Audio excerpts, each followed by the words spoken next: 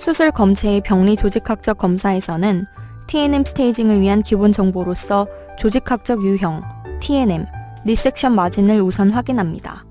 또한 리스크 어세스먼트를 위한 추가 정보로서 혈관 침인 여부와 침범된 혈관의 수, 획득한 림프절 수와 전이 림프절 수, 전이 림프절의 최대 크기, 림프절 피막 침인 여부를 함께 확인합니다.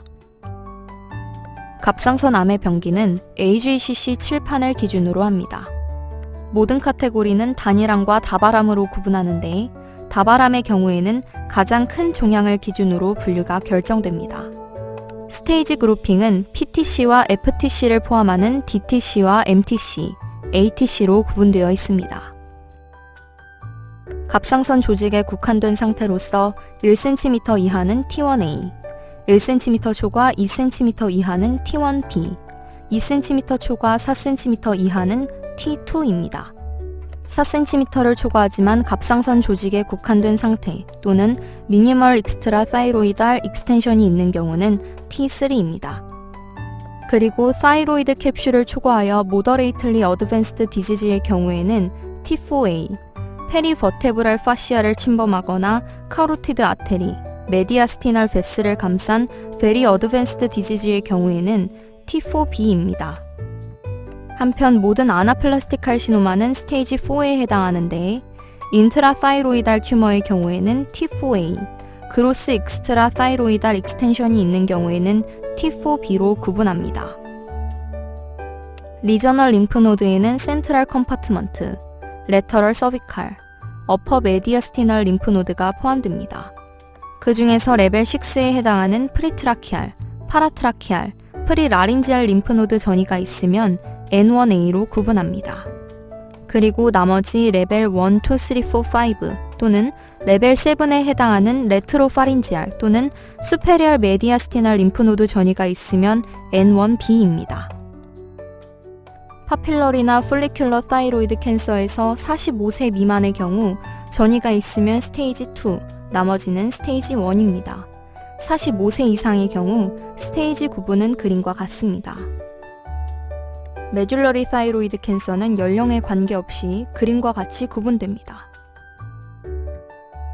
반면 아나플라스틱 타이로이드 캔서는 모두 스테이지 4에 해당하는데 리섹터블 한 경우는 스테이지 4A, 언리섹터블한 경우는 스테이지 4B, 원격 전이가 있으면 스테이지 4C입니다. 2014 Modified ATA 리스크 스트래티피케이션 시스템에 따르면 갑상선암의 리스크는 로우, 인터미디에이트, 하이의 세 가지로 분류됩니다. 파필러리 타이로이드 캔서의 경우 아래의 사항을 모두 만족시켜야 저위험군으로 분류합니다. 로컬 또는 디스턴트 메타스타시스가 없고 마크로스코픽 튜머가 모두 절제되어야 하며 주위 조직으로 튜머 인베이전이 없고 조직학적으로 어그레시브하지 않고 베스큘러 인베이전도 없어야 합니다. 임상적으로 림프절 전이가 없거나 병리학적 N1 마이크로 메타가 5개 이하여야 합니다. 방사성 요오드 치료를 하는 경우에는 첫 번째 홀 바디 스캔에서 메타스타틱 포커스가 없어야 합니다.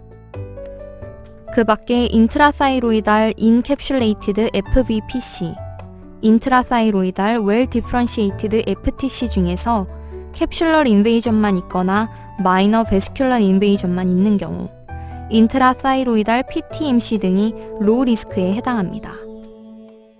ATA 하이 리스크는 페리타이로이달 소프트 티슈에 마크로스코픽 인베이전이 있는 경우, 튜머 리섹션이 불완전하게 된 경우, 원격 전이가 있는 경우, 최대 직경이 3cm 이상인 림프절 전이가 있는 패톨로직 N1인 경우, 수술 후 타이로글로불린 레벨이 원격 전이를 의심케 하는 경우, 그리고 광범위한 베스큘러 인베이전이 있는 FTC가 해당합니다. 마지막으로 로우 리스크와 하이 리스크의 중간에 해당하는 다음의 경우는 인터미디에이트 리스크로 분류됩니다.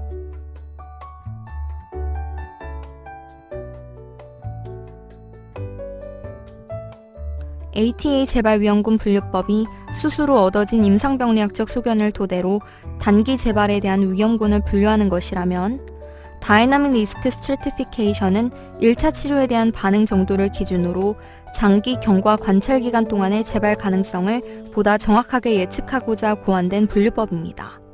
방사선 동위원소 치료를 시행한 군에 적용되는 분류법과 시행하지 않은 군에 적용되는 분류법 두 가지로 나눌 수 있습니다. 방사선 동위원소 치료를 시행하지 않은 군에서 1차 치료에 대한 반응은 excellent, indeterminated, biochemical incomplete, structural incomplete 네 가지로 분류하며 각 카테고리의 정의와 재발 위험도는 다음과 같습니다.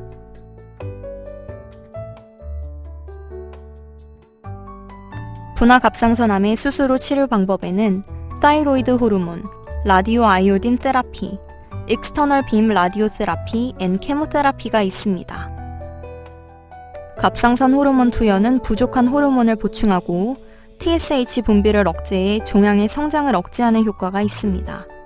TSH 억제의 목표는 ATA 또는 다이나믹 리스크 어세스먼트 이후 위험도에 따라 달라집니다.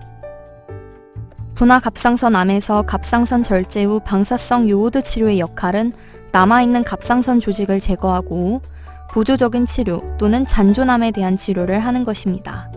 ATA 하이리스크 그룹에서는 반드시 사용해야 하고 인터미디에이트 리스크 그룹에서도 사용을 고려해야 합니다.